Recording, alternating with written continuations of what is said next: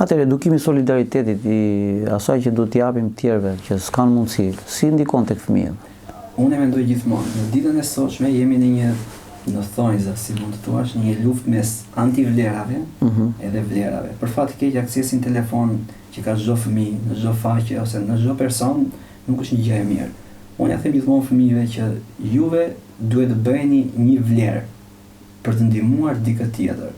Dhe në raste që kam pasur me fëmijët që kam biseduar dhe me shkollat që më janë treguar pozitiv, të cilët i falenderoj, i kam thënë që ju duhet bëheni vlerë për veten tuaj, por duhet bëheni vlerë edhe për ata njerëz që ndihmoni.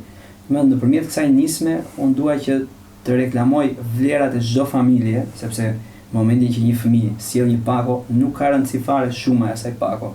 Por në momentin që ai fëmijë sjell një pako, ai është një vlerë për njerëzit që e rrethojnë dhe familja është një vlerë për atë. Vetëm në këtë lloj mënyre mendoj që është një mësim shumë i mirë për fëmijët, të cilët të rriten dhe të edukohen me pjesën që ai që ka nevojë ne duhet ta ndihmojmë dhe jo ta përbuzim. Ky ka qenë qëllimi im. Domethënë qëllimi im primar i kësaj nisme është bashkëpunimi me shkollat, me ekipet sportive dhe normalisht edhe me bizneset, por qëllimi kryesor është bashkëpunimi vetëm çka ka lidhje me edukimin e fëmijëve që të rriten me vlera.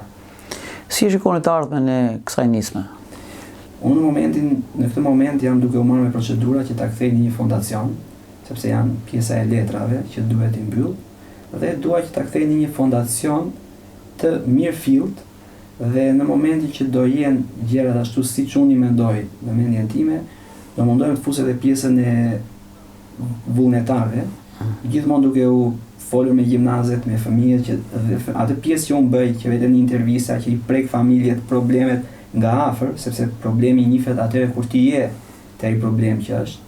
Do dua që më vonë të hapem edhe pjesën ta bëj fondacion të mirëfillt dhe të filloj të kem sa më shumë vullnetar, por gjithmonë të rinj, që dhe ata të kuptojnë se si është jeta dhe të vlerësojnë ato gjëra që kanë. Ja them gjithmonë fëmijëve që dikush qan se nuk ka një iPhone 17 Pro Maxi, ndërsa dikush tjetër qan sepse nuk ka bukë që të hajë.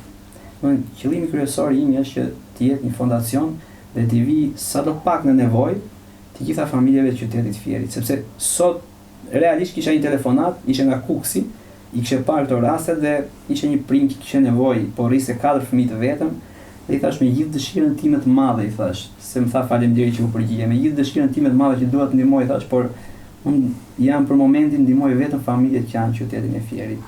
Shpresoj që së shpejti të bëhet një fondacion i mirëfillt.